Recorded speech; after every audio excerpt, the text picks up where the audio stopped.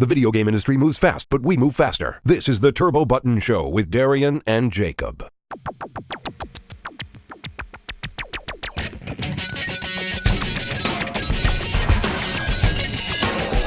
Hello, guys, and welcome to the Turbo Button Show for March 10th, 2017.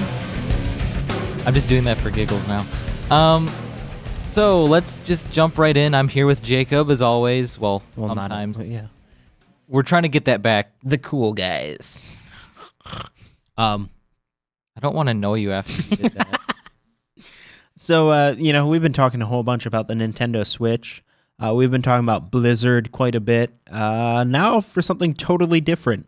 Ironically, it's Bethesda news again. We talked about Bethesda yesterday with the Elder Scrolls Legends. Yep. Stone. Today we're talking about not that. Yeah, we're not talking about that. We're talking about a game that I'm honestly I'm not only on the hype train, I think I might be its conductor. See, I could care less about this, but, I like to speculate about pretty much anything. We're talking about Quake Champions. Ooh, Quake. So Darien and I both love, I'm going to make some people feel old when I say this, but vintage PC gaming. Retro PC gaming. Is it really vintage? It's only from the 90s. It's not vintage. It's retro, though. When is it going to be vintage? When it's 30? I don't know. Is there a specific definion? Isn't it vintage when something's vintage? 20?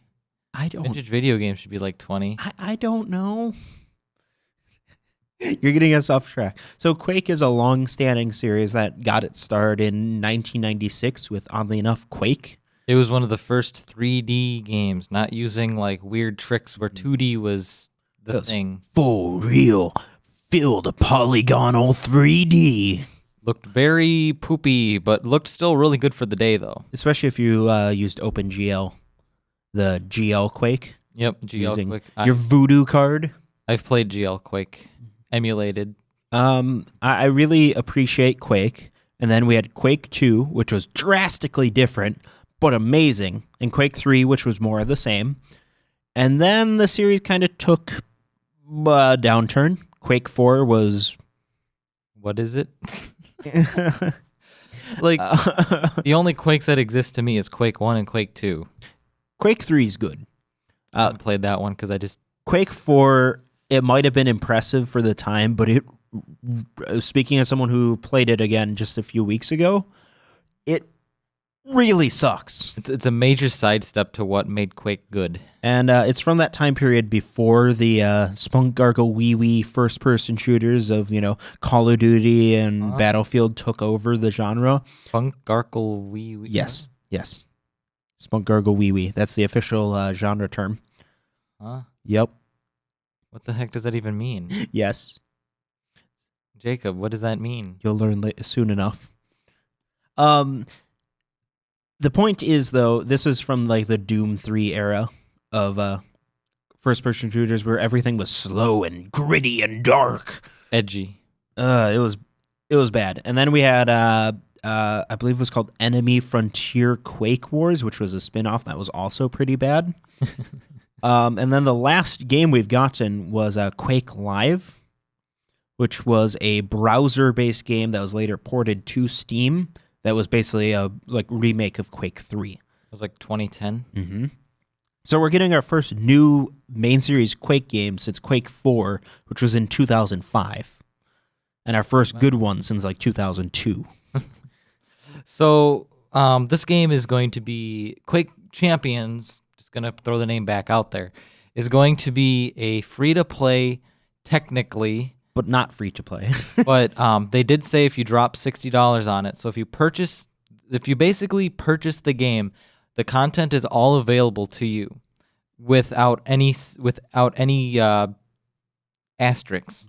So Quake Champions is really taking a page out of the MOBA book. Mm-hmm. It's not a MOBA, it's a arena first-person shooter, but it's taking a page out of games like Dota 2 and League of Legends.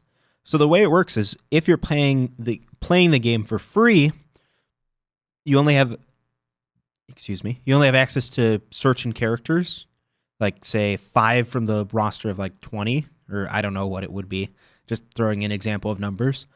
But if you're playing the free version, you can earn special points to rent other characters. Called favor. Yes, for a while. Yeah, you can rent characters for a limited time, and so it's one of those games that I kind of see as the more you play it, the more you can play it. So, or if you can play well, you might be able to play longer. So, or you can drop $60 on it right away and have every character unlocked for unlimited use. So, say I want to play the game and I have a tight wallet, or I'm like, do I really want this? So I can play it for a few hours and say, hey, do I actually really like this? Do I see myself playing this for much longer? So I drop the $60 and have everything. Right. Or you can just keep playing for free. Yeah. The other thing with it is there's no word officially on if you can buy favor with real, money. We'll have to wait and see. Most likely they'll do something along those lines, or you can buy specific characters to permanently have access to them. But most likely if you do that, like buying one character at a time, it'll probably end up costing more than just buying the game outright. Right? Yeah, I kind of see this as I don't want to see this business model become common because, you could be free and then whatever and then pay for everything, which it sounds like a good business model, but if it's put into things that aren't this kind of type of game, because, I feel like it only works for this kind of game where you're basically renting characters that have predefined stats, but like I don't want to see it happen in a game where you customize your loadouts and you can do all that different stuff and actually have things. What I like about it is it really will open the gateway to entry for the game, especially it's not that important of a thing here, but in a lot of other countries, that's vital, and that's the reason why games like League of Legends and Dota are so huge is because they're free to play, and it's really easy to sit down in your local internet cafe and just get started.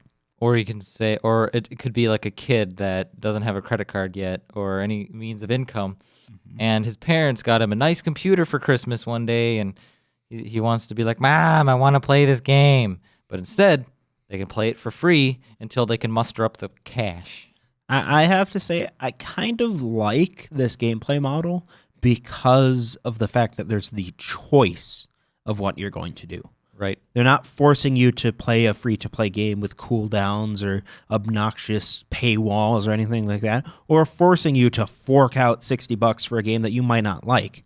You've got the choice. Right, because I think this is something that it can be enjoyed by everybody. Because as I said before, even though this game isn't going to be child friendly, kids are going to want to play it, and kids are some of the most important people in the gaming industry, but they don't have fat wallets all the time. So, or like I can remember growing up, I played a lot of free to play games on PC and stuff like that. So it opens that up for people who either can't afford it, kids. Which I don't really want to see kids playing this that much. But it'll happen. Yeah. But at least everybody can play it if they have the hardware that can handle it. And after watching some trailers for it and whatnot, and, seeing how the game's progressed since it was announced at E3 last year, I am hyped. It looks fun, but I don't see myself playing it that much. I'd rather... You're not that big into first-person shooters, though. No, the shooter that I'm into is Splatoon, so... What a boring game. Shut up, Jacob. You don't know the real skill. You probably are losing teams, and you probably have the lowest team number. That would actually involve me having to play Splatoon again. Because you're a scrub. Quake Champions looks like they took a little bit of Quake 2, a little bit of Quake 3, right? Put them in the beaker together, and then they go take a dash of Unreal Tournament 2004. And then another dash of Unreal Tournament 2004. I thought you were gonna do the thing where like people were like having two little dolls in their hand. They're like, no. Like, here's Quake 3, here's Quake 4, and then they make love. You mix it up, and boom, cocaine. Highly addictive drug. Okay, before we have to go on with a drug PSA, I think it's time for us to go and. So if I magically disappear from doing this show for like 3 weeks when the open beta drops, you'll know why. Well, So, if you enjoyed this episode, please hit the subscribe button and the like button and that bell. All three of those things are like the trifecta of awesome. Comment below if you like the Quake series and if you're going to play a whole bunch of Quake Champions and maybe, play it with me. That would be cool. Also, leave us a comment. Are you going to play it? Does it interest you? Why doesn't it interest you? Because you're Darien and you're a scrub. Maybe I'm interested in it. Shut up, Jacob.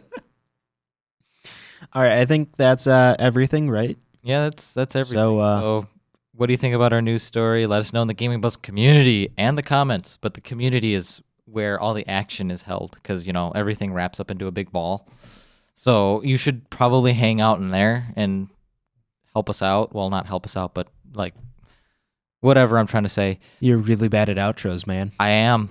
All right, so you typically, when you're really struggling with an outro, the best thing to do is just say goodbye. But I'm not lazy. Goodbye. See you guys later. Goodbye. New episodes and other content can be found on turbobuttonshow.com. Be sure to follow us on Facebook, Twitter, and YouTube.